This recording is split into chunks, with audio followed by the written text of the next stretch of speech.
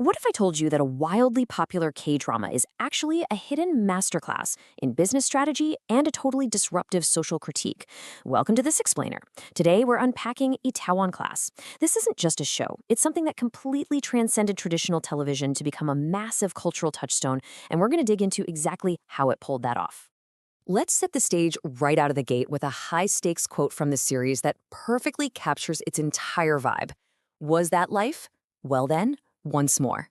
That's the character Joseon quoting Friedrich Nietzsche.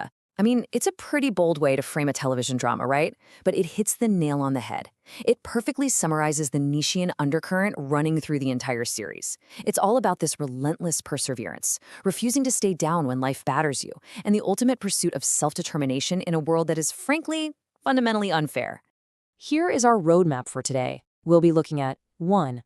The Itaewon phenomenon. 2. Anatomy of a revenge. 3. Masterclass in business strategy. 4. Misfits and social disruption. 5. The marketing and media machine. And finally, 6. A global legacy. Section 1. The Itaewon phenomenon, the K-drama that redefined the rules. 16.548%. That is a staggering peak viewership rating. But before it was a television milestone, hitting numbers like that by its final episode, it was actually a massive digital comic, a webtoon serialized on Down Webtoon. What's really cool is that this adaptation marked the very first foray into television for Showbox, a company that was previously known exclusively as a film distribution powerhouse. And when it hit the screen, it absolutely exploded, cementing itself as one of the highest-rated cable television dramas in South Korean history. And it wasn't just a domestic hit.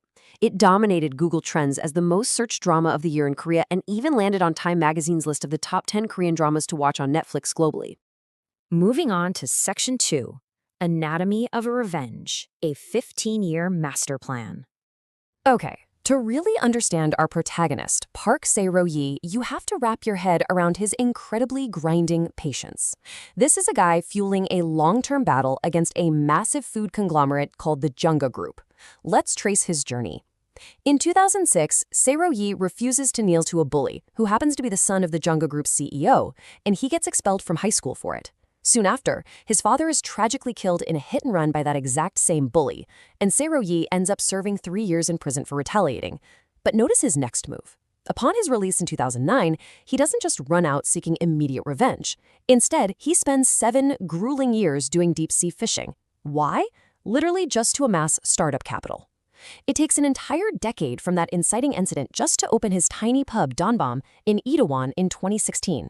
And then it takes another 4 years to build his company to the point where it can finally acquire the Junga Group in 2020. I mean, talk about the long game. Time and patience are absolutely his ultimate weapons. Section 3, Masterclass in Business Strategy, the Ideological Clash. So, beyond the deeply emotional revenge narrative, the series actually offers genuine, actionable entrepreneurial lessons.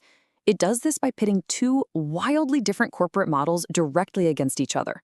On one side, you have Chairman Jang Dae-hee's Junga Group. This is your classic legacy authoritarian empire. It operates strictly top-down, puts profit above absolutely everything else, and explicitly views its employees as highly expendable, even going so far as comparing them to dogs to be tamed or livestock to be consumed. Rough, right? Now, on the flip side is Sae-royi's Danbam.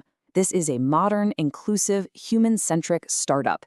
It prioritizes people over profit, it focuses on community-based growth to lift up the whole neighborhood, and it relies on a highly trust-based management style where the CEO takes ultimate, unwavering responsibility for his team.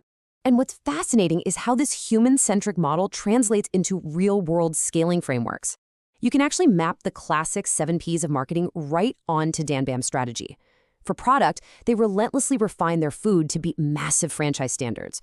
For place, they strategically choose the Itaewon district for its diverse niche market potential. For promotion, they pivot away from traditional flyers and leverage genius-level influencer marketing and viral visual content through their manager, Joseon. But their absolute strongest asset is people. Sae-royi invests heavily in his staff's growth. There's a famous moment where he literally doubles his chef's salary when she's struggling instead of firing her. That kind of leadership, it builds an impenetrable wall of loyalty. But don't get it twisted, it wasn't just soft skills in marketing. Sae-royi's success is deeply rooted in hard financial tactics. we see brilliant examples of counter-cyclical investing. When the Janga Group gets hit by a massive public assault scandal, Sae-royi takes his father's life insurance money and buys their dipping stock, gaining a massive foothold. Later, when Chairman Jang tries to evict Danbam by literally buying the building they rent, Sae-royi uses his stock dividends to acquire his own real estate asset outright, creating a permanent corporate moat. And he shows absolute resilience against green mail buyouts. He totally refuses to let hostile investors force him to sell out his vision for a quick, short-term profit. Section 4. Misfits and Social Disruption. Televisual Reparations. Now let's shift our lens a bit. The show acts as a profound social diagnostic for contemporary South Korean cultural tensions, prejudices, and discrimination. The Danbam crew is made up of characters who are often pushed to the margins of society, and their very existence in the narrative acts as a direct challenge to institutional stigmas. Mahini provides a really crucial look at transgender representation and the painful struggle for identity and acceptance in the workplace. Kim Tony, a Guinean Korean character, acts as a direct critique of racial homogeneity, challenging the idea that nationality is defined solely by blood. And then you have Choi Sung-kwan, an ex-gangster, who represents the incredibly difficult rehabilitation of ex-convicts. In fact, academic analyses have even called the show a form of televisual reparations because it actively gives these marginalized groups narrative dignity and ultimately success. To fully grasp the stakes of their journey, we have to understand a cultural concept known as Hell Joseon. This is a real sociological term used to describe the perceived lack of social mobility and the intense systemic pressure facing youth in modern South Korea, especially the dominance of family-run conglomerates, or chaemols. It perfectly frames the oppressive socio-economic environment that our underdog characters are fighting so hard to escape. And honestly, it's exactly why their eventual victory feels so incredibly cathartic to the audience. We also get this fascinating ideological contrast between the two brilliant female leads who are navigating this wildly unfair corporate landscape in two completely different ways.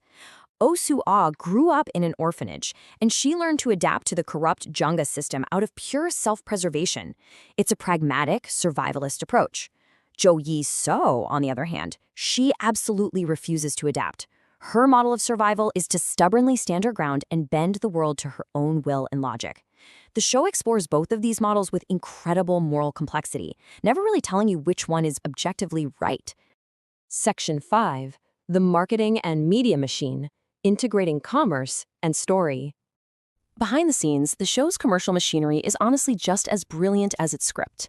We all know product placement can feel really clunky, but here, luxury brands were seamlessly woven into the narrative to signify character growth and status. That Montblanc watch, it wasn't just a prop. It was Sae-royi's deceased father's watch, functioning as a literal inheritance of his moral values. The Tiffany & Co. diamond necklace was a pivotal romantic gift that perfectly mirrored Choi-so's evolution from a scrappy manager to a sophisticated corporate power player. And the Mercedes-Benz vehicles acted as a visual thermometer for class. The CEO drives the flagship S-Class, the executives drive E-Classes, and as Sae-royi's wealth rises throughout the show, you literally see his car upgrade too. It is an absolute masterclass in narrative product placement. And we can't talk about the marketing engine without talking about the music. The original soundtrack was unbelievably strategic. They brought in massive global attention by securing a solo track called Sweet Night from V of the global supergroup BTS. That track completely shattered international chart records. They also crafted the youth anthem Start Over by Gaho, which perfectly embodied the protagonist's fresh start. And then there's Diamond by Ha Hyun-woo, which served as this soaring musical symbol for Sae-royi's unbreakable, stone-like resolve during the most intense confrontations. Section 6. A Global Legacy. Transmedia evolution. So how did this all reshape the international entertainment industry? Well, by having the original webtoon creator, Gwang-jin, actually write the television screenplay. The production guaranteed what they called a 120% synchronization with the source material. This was a game changer. It protected the core philosophy of the story, delighting the existing hardcore domestic fanbase, while simultaneously capturing a massive new global audience through its wide distribution on Netflix. It proved that author-led transmedia adaptations could be spectacularly successful. And the intellectual property proved its immense value long after the finale aired. It sparked high-profile international remakes, including a 13-part series in Japan called Reparations Class and a Taiwanese adaptation titled Fired Up. Furthermore, it drove massive, real-world tourism directly to the actual Itaewon district in Seoul. Fans absolutely flocked to the physical filming locations, turning everyday spots like the Noksapyeong overpass and the real-life restaurant that served as the very first Danbam pub into highly sought-after tourist destinations. The line between fiction and reality totally blurred. So, I want to leave you with this final provocative thought to consider. Directly inspired by the journey of Park Sae-royi, in an unreasonable world, do you compromise to survive, or do you stand your ground and bend the world to your principles? Think about how you might navigate your own version of an unreasonable world, using the business and life lessons we've explored today. Thank you so much for joining this explainer, and keep questioning the world around you.